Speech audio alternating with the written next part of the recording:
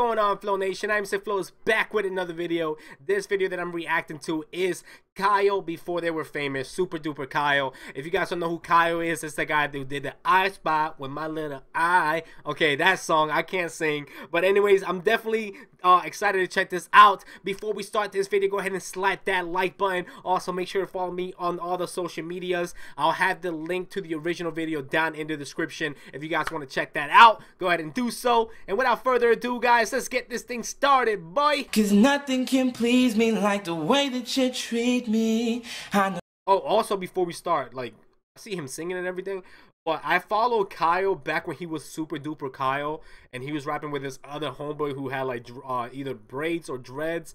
And I even saw videos of Kyle when he was like 14 freestyling in a group of friends, and then they'll go one by one. If you guys know what I'm talking about, let me know down in the comments. Let's go ahead and get this thing started again, boy.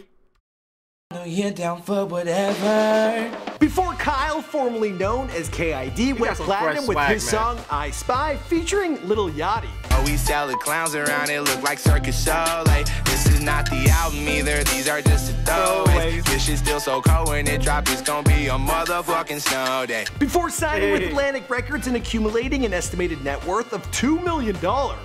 This shit just went platinum, homie. It was just a throwaway. Before collaborating with Kalani, Chance the Rapper, and G-Eazy. Go in, nigga, I go. How to come weak, nigga, I don't know.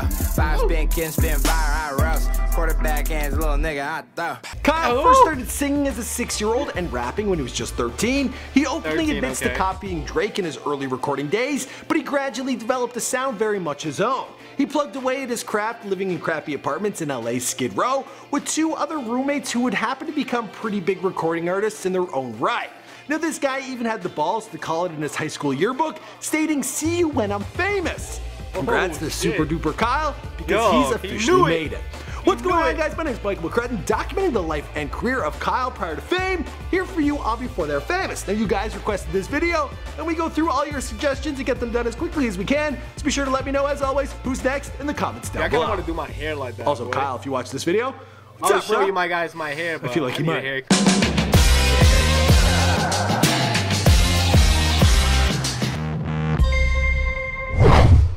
Kyle Harvey was born on May 18th, 1993 in the Reseda neighborhood of Los Angeles. He grew up with a younger sister and was raised primarily by his mother, but his dad was a big part of his life as well. Yeah, my dad was a rapper, break dancer, I think car salesman at some point. He did a lot of stuff. His extended family was a part of Kyle's early musical education as well. It was actually his aunt who played him the 1975 Bob Seger song, Beautiful Loser, which would eventually inspire the title of Kyle's debut studio album. His grandparents also played a lot of music around the house. They played Dean Martin, they played Frankie Lane. So like I would go over to my grandparents' house and they just slapping Frankie Lane. And I just come in there and try to do the whole thing. Like, hey. His grandfather, it seems, played an important role in young Kyle's life, taking him fishing. As for mom, well, he's credited her on his Instagram for first taking him to the studio. He also stated that he was a bit of a troublemaker and became obsessed with stories of Zorro. So much so that he decided to carve Zeds into all the kitchen cabinets, for which his mom gave him a beating. On the positive side, he started singing when he was just 6 years old. He loved getting people's attention and decided that this was what he wanted to do.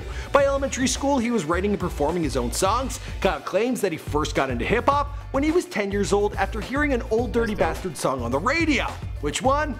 I'm not so sure. But I got a feeling, Got Your Money, it's a safe bet. I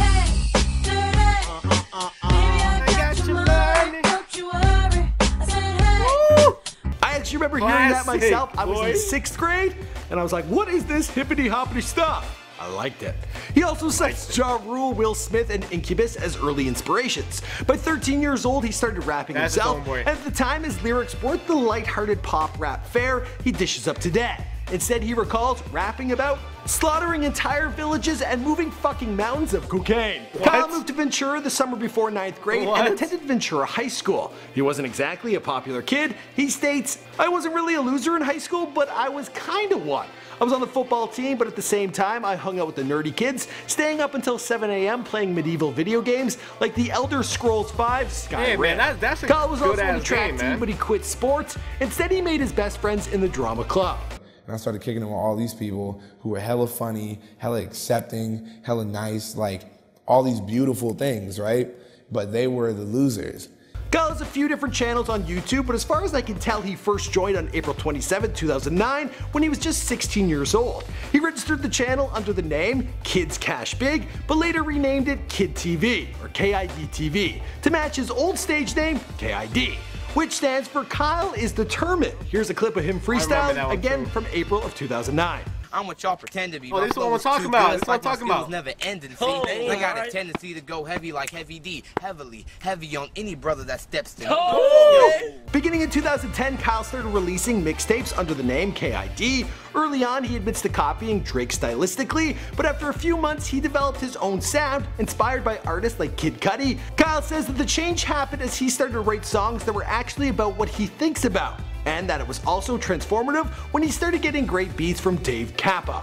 Another big part of Kyle's growth as an artist was meeting Jacob Owens. Through another friend, Jacob began making Kyle's early music videos, which helped to captivate his growing audience. I'm from California, you can tell just by my Vans. My niggas about it, you can tell just by his stance. In 2012, Kyle had turned down 3 different independent record labels. He claimed at the time that he thought it was worthwhile to remain an unsigned artist until a major label came knocking. He released his debut studio album, Beautiful Loser, on August 5th, 2013, which featured the single View from Hollywood. Waiting on a showtime.